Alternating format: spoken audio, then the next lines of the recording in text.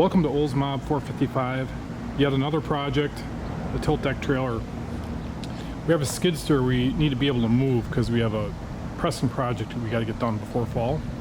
So we got this at about a quarter of the price of a new one. The boards are completely rotted out in it. It's a 2007, so it's really not that old. Rusted out a little bit there and then underneath there. And we'll probably have to replace some of the cross supports in it. Looks like these supports are about 12 inches on center. And they had them screwed down every 4 feet, it looks like. We'll see this is up a little bit here. The mechanism underneath there that latches it down has got wear in it. So I plan on filling that all in with a weld, grinding it, making that be flush again. So I'm going to release it here.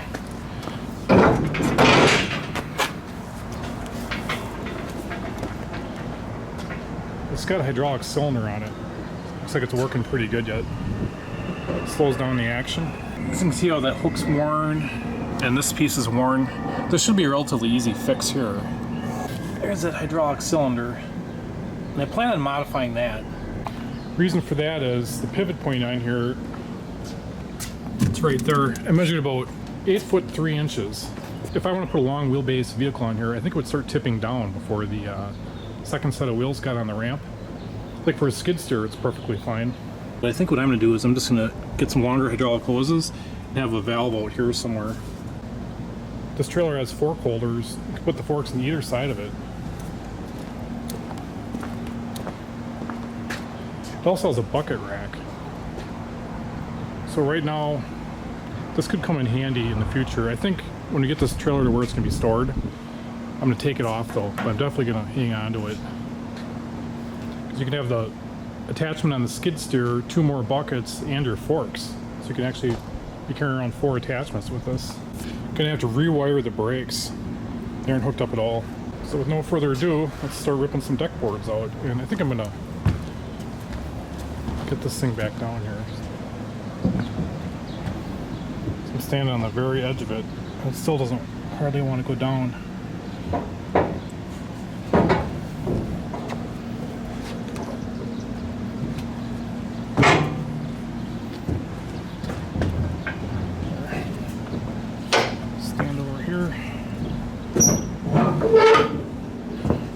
That ramp's kind of nice. It doesn't really have much angle on it, so it should be pretty easy to load a car in here once we get this tilt job figured out.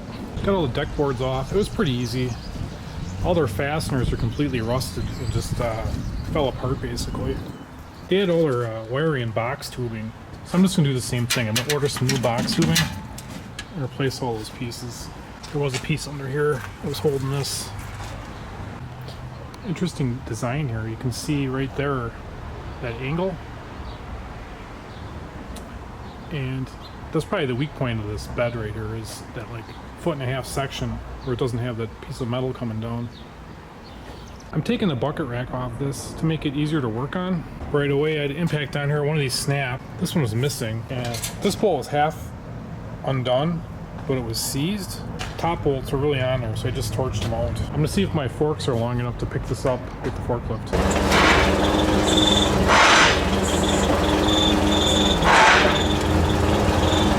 Might come crashing out.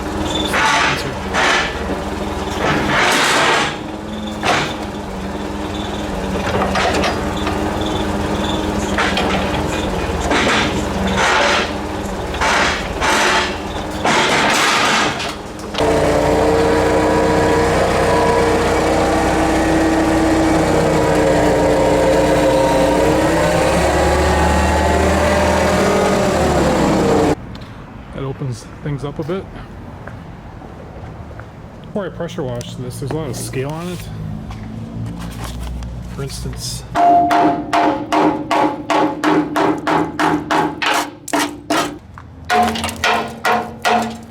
I'm working knocking all that off. This is my size 13 foot, and that's what I knocked off of it, just with the hammer. If this job pulls away, like if it comes free, that battery is supposed to activate the brakes. It was really rusted in that area. I wonder if it had something to do with that battery. But that's pretty thick metal. It's not through. I think it's going to be okay. I don't know what you'd call this, a joist or a stringer or something. But that one's through. a number of them are getting kind of thin. I think I'm probably going to end up replacing about 12 of them. I'm going to pressure wash it now, try to get all the dirt off it. It's important to get the scaling off of it because all that does is hold moisture. Clearly this trailer was used in the wintertime. It's a 2007, so it's not even really that old. Here it is after being pressure washed. Get all that dirt out of it. After studying the trailer, I decided I'm going to replace pretty much all the cross beams except for this very front one. This guy's pretty solid yet. You know, like this one here is good on this side, but then you get to that side, it's paper thin. I priced the metal. It's pretty expensive. I think it's like 300 pounds worth of metal just for these cross pieces. Most of these are 12-inch on center. But then you get over here, and then they got something else going on. So I marked where all these are, and I think I'm going to take every other one out and then replace them. That way the trailer doesn't lose strength. When I'm done with the first round, I'll go ahead and do the second round. I'm going to flame cut them out and then grind the welds flat. I'm going to start with this one because I don't have room back here to start cutting on this piece and make a plan on how I'm going to fix that.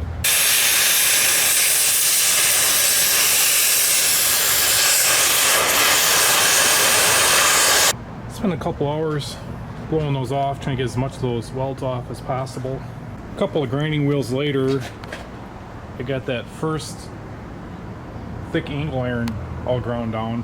As good as it's gonna get. Gotta do this side yet. That took a couple hours. I found this giant can of Rust-Oleum turbo spray system, rusty metal primer. Let's see if this tip clogs like all the regular ones. Holy man.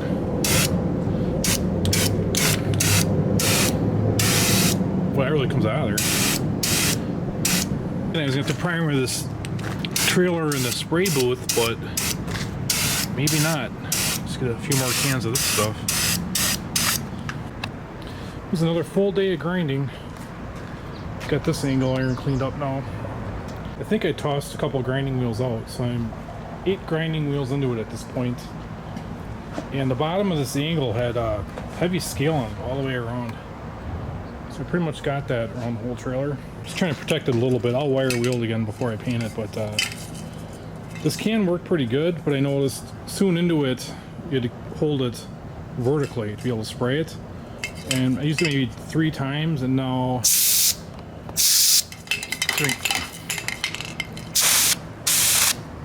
got split stream. I don't think she's going to make her into the toilet. This is probably a good product, but you're going to want to use it all at once for the most part, and then have a lot of vertical surfaces like the side of this to prime.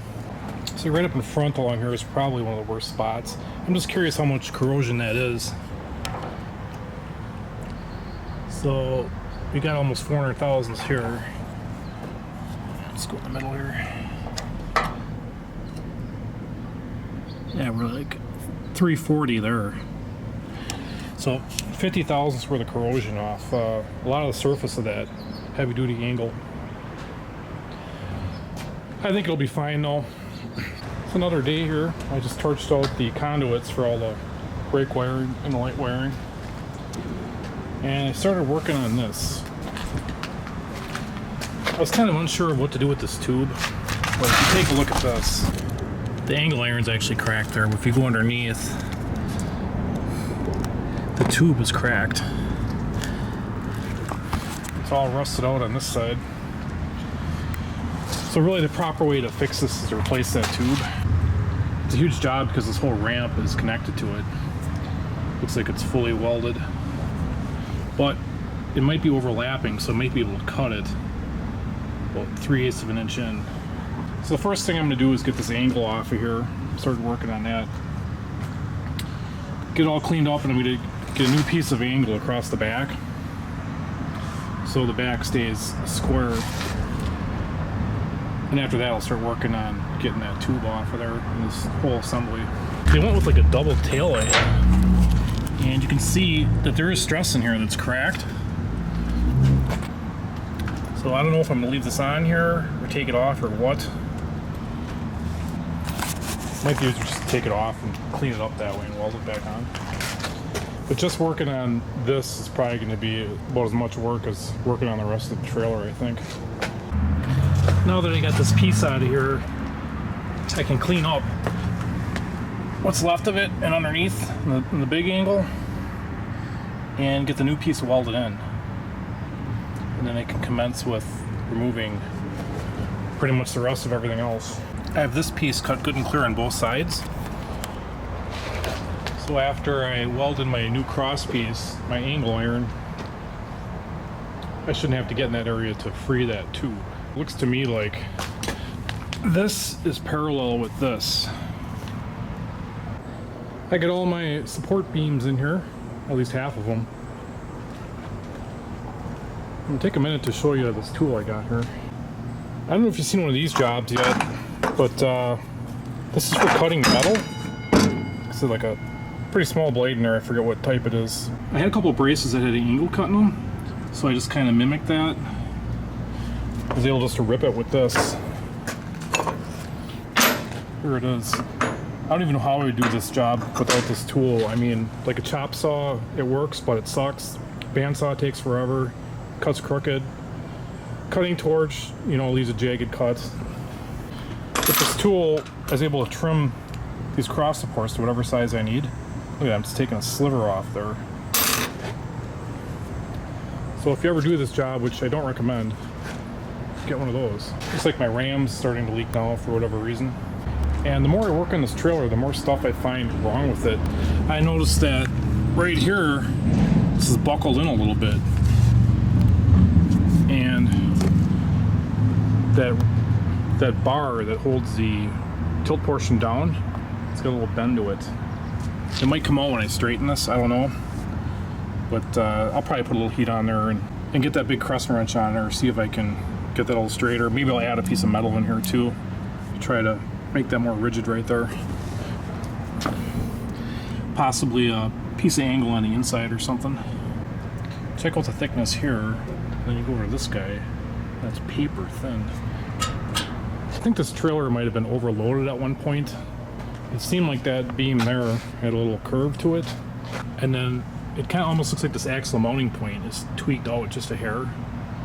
I don't think I'm going to screw with it, it's not that bad. That's what you get when you get a used trailer. You start finding all these surprises that you weren't expecting. I figure I'm going to have $5,000 into this easy by the time it's done.